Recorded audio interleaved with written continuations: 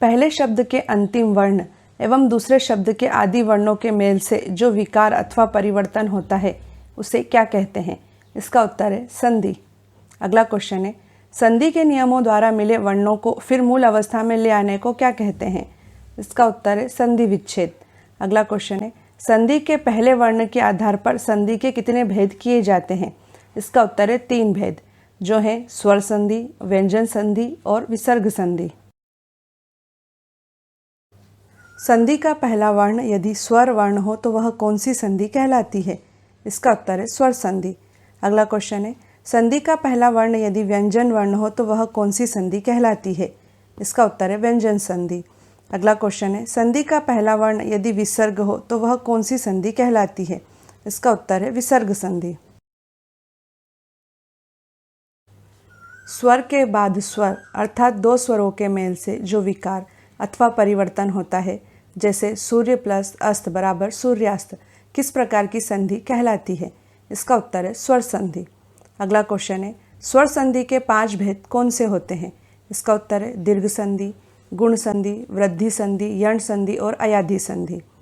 ह्रस्व या दीर्घ स्वर अ ई उ के पश्चात क्रमशः ह्रस्व या दीर्घ स्वर अ ई उ आ जाए तो दोनों को मिलाकर दीर्घ आ ई उ हो जाते हैं, जैसे मत प्लस अनुसार बराबर मतानुसार। इस प्रकार की संधि कौन सी संधि कहलाती है? इसका उत्तर है दीर्घ संधि। यदि अ और आ के बाद ई या ई, उ या उ और री स्वर आए तो दोनों के मिलने से क्रमशः ए, ओ और अर हो जाते हैं, जैसे महा प्लस इंद्र बराबर महेंद्र। इस प्रकार की संधि कौन सी संधि कहलाती है? इसका उत्तर है गुण संधि। अगला क्वेश्चन है, अ या आ के बाद ए या ए आए तो दोनों के मेल से ए हो जाता है, और अ और आ के पश्चात ओ या ओ आए तो दोनों के मेल से ओ हो जाता है, जैसे सदा प्लस एव बराबर सदैव। इस प्रकार की संधि कौन सी संधि कहलाती है? इसका उत्तर है वृद्धि संधि। अगला क्वेश्चन है, यदि ई, उ और री के बाद भिन्न स्वर आए तो ई और ई का य, उ और उ का व तथा री का र हो जाता है, जैसे अति प्लस अधिक बराबर अत्यधिक। इस प्रकार की संधि कौन सी संधि कहलाती है? इसका उत्तर है यण संधि। यदि ए, ओ, औ स्वरों का मेल दूसरे स्वरों से हो तो ए का अय, ए का आय, ओ का अव और औ का आव के रूप में परिवर्तन हो जाता है, जैसे पो प्लस अन बराबर पवन।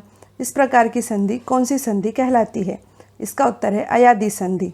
अगला क्वेश्चन है, जो शब्दांश शब्दों के आदि अर्थात शुरुआत में जुड़कर उनके अर्थ में कुछ विशेषता लाते हैं, जैसे क धन पूत बराबर कपूत, वे क्या कहलाते हैं? इसका उत्तर है उपसर्ग, जिसे इंग्लिश में प्रीफिक्स कहते हैं। अगला क्वेश्चन है, संस्कृत के उपसर्गों की संख्या कितनी है? इसका उत्तर है 22। हिंदी के उपसर्गों की संख्या कितनी है? इसका उत्तर है 13। अगला क्वेश्चन है, उर्दू, अरबी तथा फारसी के उपसर्गों की संख्या कितनी है? इसका उत्तर है 19। अगला क्वेश्चन है, जो शब्दांश शब्दों के अंत में जुड़कर उनके अर्थ में विशेषता या परिवर्तन ला देते हैं, वे क्या कहलाते हैं? इसका उत्तर है प्रत्यय, जिसे इंग्लिश में सफिक्स कहते हैं। हम दयालु शब्द का उदाहरण लेते हैं। दया शब्द के अंत में आलू प्रत्यय जुड़ने से अर्थ में विशेषता आ गई है तथा वह दयालु बन गया है। प्रत्यय के कितने भेद हैं? इसका उत्तर है 2 भेद, जो कि है कृत प्रत्यय तथा तदित प्रत्यय।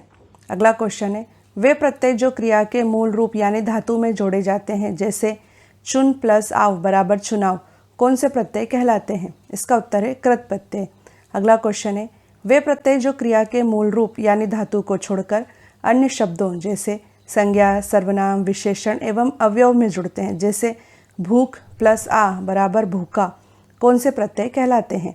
इसका उत्तर है तदित प्रत्यय। 2 अथवा 2 से अधिक शब्दों से मिलकर बने हुए नए सार्थक शब्द को क्या कहते हैं? इसका उत्तर है समास। अगला क्वेश्चन है, समस्त पद के सभी पदों को अलग अलग किए जाने की प्रक्रिया क्या कहलाती है? इसका उत्तर है समास विग्रह या व्यास। अगला क्वेश्चन है, समास रचना में प्रायः 2 पद होते हैं, जहाँ पहले को पूर्व पद तो दूसरे को क्या कहते हैं? इसका उत्तर है उत्तर पद। जैसे राजपुत्र में पूर्व पद राज्य है और उत्तर पद पुत्र है। समास के 6 मुख्य भेद कौन से हैं? इसका उत्तर है अवयवी भाव समास, तत्पुरुष समास, कर्मधारय समास, द्विगु समास, द्वंद्व समास और बहुब्रीहि समास। अगला क्वेश्चन है, जिस समास का पहला पद अर्थात पूर्व पद अवयव तथा प्रधान हो, जैसे प्रति प्लस दिन, प्रतिदिन, इस प्रकार के समास को कौन सा समास कहते हैं? इसका उत्तर है अवयवी भाव समास। अगला क्वेश्चन है, जिस समास में बाद का अथवा उत्तर पद प्रधान होता है तथा दोनों पदों के बीच का कारक चिन्ह लुप्त हो जाता है, जैसे राजा का कुमार बराबर राजकुमार, उसे कौन सा समास कहते हैं? इसका उत्तर है तत्पुरुष समास। जिस समस्त पद का उत्तर पद प्रधान हो तथा पूर्व पद व उत्तर पद में उपमान उपमेय अथवा विशेषण विशेष से संबंध हो, जैसे महान है जो देव बराबर महादेव, किस प्रकार का समास कहलाता है? उत्तर है कर्मधारय समास। अगला क्वेश्चन है, जिस समस्त पद का पूर्व पद संख्यावाचन विशेषण हो, जैसे दो पहरों का समूह बराबर दोपहर, किस प्रकार का समास कहलाता है? इसका उत्तर है द्विगु समास। अगला क्वेश्चन है, जिस समस्त पद के दोनों पद प्रधान हो तथा विग्रह करने पर और एवं या अथवा लगता हो, जैसे सुख और दुख बराबर सुख दुख, माता और पिता बराबर माता पिता, किस प्रकार का समास कहलाता है? इसका उत्तर है द्वंद्व समास। जिस समस्त पद में कोई पद प्रधान नहीं होता तथा दोनों पद मिलकर किसी तीसरे नए पद का निर्माण करते हैं, जैसे नीलाकंठ, नील है कंठ जिसका अर्थात शिव, यहाँ पर दोनों पदों ने मिलकर एक तीसरे पद शिव का संकेत किया है, इसीलिए इस प्रकार का समास कौन सा समास कहलाता है? इसका उत्तर है बहुब्रीहि समास। अगला क्वेश्चन है, संधि तथा समास में मुख्य अंतर क्या होता है? इसका उत्तर है संधि वर्णों का मेल है जबकि समास शब्दों का मेल है। अगला क्वेश्चन है, हिंदी में अनेक शब्द संस्कृत से सीधे आए हैं और आज भी हम इनका उसी रूप में प्रयोग कर रहे हैं, अतः संस्कृत के ऐसे शब्द जिसे हम ज्यों का त्यों प्रयोग में लाते हैं, जैसे अग्नि, वायु, सूर्य आदि, कौन से शब्द कहलाते हैं? इसका उत्तर है तत्सम शब्द।